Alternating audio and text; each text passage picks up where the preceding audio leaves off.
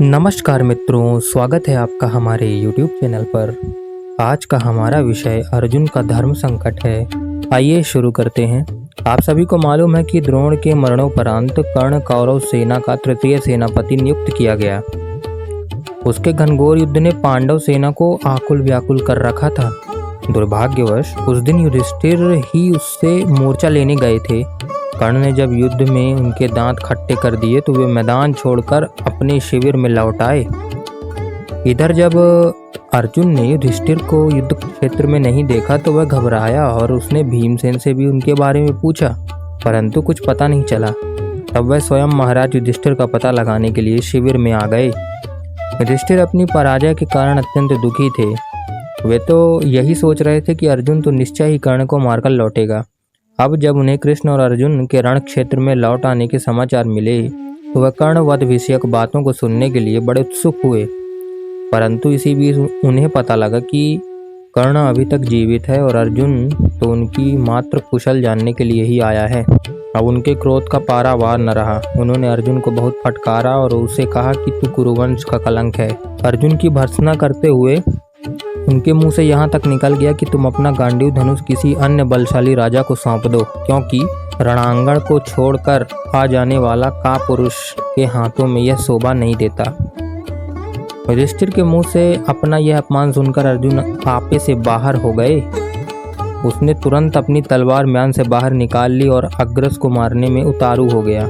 कृष्ण ने अर्जुन के इस क्रोधावेश को देखा और कहा कि परिणाम स्वरूप होने वाले भयंकर अकांड तांडव का अनुमान लगाया तो उन्हें बड़ी चिंता हुई। उन्होंने उनसे पूछा कि वह यह क्या कर रहा है। अर्जुन ने उत्तर दिया कि यह तो मेरी प्रतिज्ञा है, जो कोई मुझसे कहेगा कि अपना गांडीव दूसरे को दे दो, मैं उसका सिर उतार लूंगा। आज युधिष्ठिर ने हमसे यही कहा है, हम इन्हें कदापि क्षमा नहीं करेंगे। आज महाराज का वध मेरे हाथ से होना निश्चित है। कृष्ण पहले तो अर्जुन की इस विचित्र प्रतिज्ञा को सुनकर चकराए, फिर उसे शांत करते हुए बोले, तुम्हें इतना शीघ्र क्रोध आ गया है, इससे जान पड़ता है तुमने वृद्धों की सेवा नहीं की।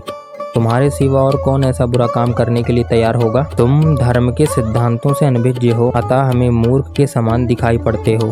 तुम्हें यह नहीं जान पड़ता कि मनुष्य को मारना सबसे बड़ा पाप है। हमारी यह सम्मति में हिंसा ही सबसे बड़ा पाप है। मनुष्य चाहे मिथ्याभाषी हो, परंतु किसी की हत्या न करे। तो तुम सब धर्मों को जानकर भी बड़े भाई युधिष्ठिर को मारने के लिए कैसे उद्यत हो गए। तुमने प्रतिज्ञा बाल्यावस्था में की थी, अतः अब उसके पालन का जोर देना मूर्खता है। इससे ज्ञात होता है कि तुम धर्म की सूक्ष्म गति को नहीं जानते, अन्यथा गुरु तुल्य अग्रज को मारने के लिए यूं ही नहीं दौड़ते। सत्य से बढ़कर कोई धर्म नहीं है, परंतु सत्य के तत्व को जानना भी बड़ा कठिन है।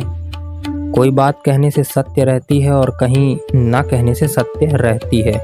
इसके विपरीत कोई बात कहने से झूठ हो जाती। तुम धर्म और अधर्म का निश्चय किए बिना ही कर्म करते रहो, इससे नरक में जाओगे। कोई महात्मा कहते हैं कि वेद धर्म का मूल है, कोई कहते हैं कि जो तर्क से सिद्ध है वही धर्म है, परंतु हम कहते हैं कि धर्म को जानना बहुत कठिन है। हम ऊपर कहे किसी लक्षण का खंडन नहीं करते, परंतु यह अवश्य कहते हैं कि मनुष्यों की उन्नति के लिए ही मुनियों ने समय के अनुसार धर्म के लक्षणों का निर्धारण किया है। हमारी बुद्धि में किसी की हिंसा न करना ही धर्म है। मुनियों ने हिंसकों को हिंसा से बचाने के लिए धर्म के अनेक वचन लिख दिए हैं। जो धारण किया जाए अथवा प्रजा जिसे धारण करे वही धर्म कहलाता है।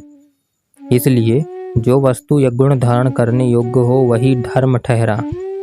मैंने तुम्हारे कल्याण के लिए अपनी बुद्धि के अनुसार धर्म के ये लक्षण कहे हैं। क्या अब भी तुम्हारी इच्छा युधिष्ठिर को मारने की है। कृष्ण का यह उपदेश अर्जुन के गले तो उतरा, परंतु उसे इस बात का खेद था कि वह अपनी प्रतिज्ञा पूरी न कर सका। कृष्ण ने अर्जुन को संतुष्ट करने का भी उपाय ढूंढ निकाला। उन्होंने कहा कि कर्ण से त्रस्त होकर ही महाराज ने तुम्हें ये कटु शब्द कहे हैं, अतः उन्हें मारना कदापि योग्य नहीं है। परंतु एक रास्ता है जिससे सांप भी मरे और लाठी भी न टूटे। महाराज को मारने का कलंक भी तुम्हें नहीं लगेगा और तुम्हारी प्रतिज्ञा भी पूरी हो जाएगी। उत्तम पुरुष जब तक सम्मान पूर्वक जीवित रहे तभी तक उसका जीवन सार्थक है। जिनका निरादर हो गया है उसे मृत ही समझना चाहिए। ऐसा भगवान श्री कृष्ण अर्जुन से युधिष्ठिर के विषय में कहने लगे। इस नियम के अनुसार तुमने जो कटु शब्द महाराज के प्रति कहे हैं उनसे इनका स्वतः ही मरण हो गया है। और भी इनको जो कुछ कहना चाहते हो कह लो। तुम इन्हें आप के स्थान पर तुम कहकर पुकार लो, बस इतने से ही इनकी अपमानजनक मृत्यु हो गई। ऐसा भगवान श्री कृष्ण अर्जुन से कहते हैं। अर्जुन को यह बात विचित्र प्रतीत हुई। उसने जी भरकर युधिष्ठिर की बुराई की और उसे कोसा, परंतु तुरंत घबरा कर और अप्रतिम चुप होकर रह गया।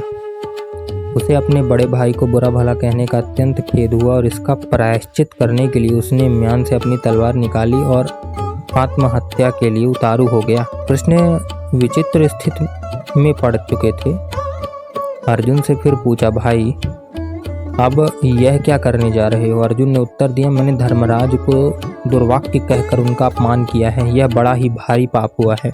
इसके प्रायश्चित रूप में मैं अपनी हत्या कर रहा हूँ। इस पशुपेश की हालत को कैसे दूर किया जाए? कृष्ण को इसका तुरंत एक उपाय सूझ गया। उन्होंने अर्जुन से कहा कि यदि तुम इसे अपराध समझते हो और स्वयं को दंड देना चाहते हो तो आत्म प्रशंसा कर लो, क्योंकि स्वमुख से अपनी प्रशंसा करना सज्जनों के लिए मृत्यु तुल्य है। कृष्ण का यह उपाय भी अर्जुन को अनुकूल जान पड़ा। उसने जी खोलकर आत्म श्लाघा कर ली। इस प्रकार कृष्ण दोनों भाइयों के छोटे बालकों की तरह उनको रूठने और मानने मनाने का अभिनय देखते करते रहे। अर्जुन को पश्चाताप करते देखकर युधिष्ठिर भी पिघल गए और आत्मनिंदा करते हुए कहने लगे कि स्वयं ही राजा बनने के अयोग्य है वह।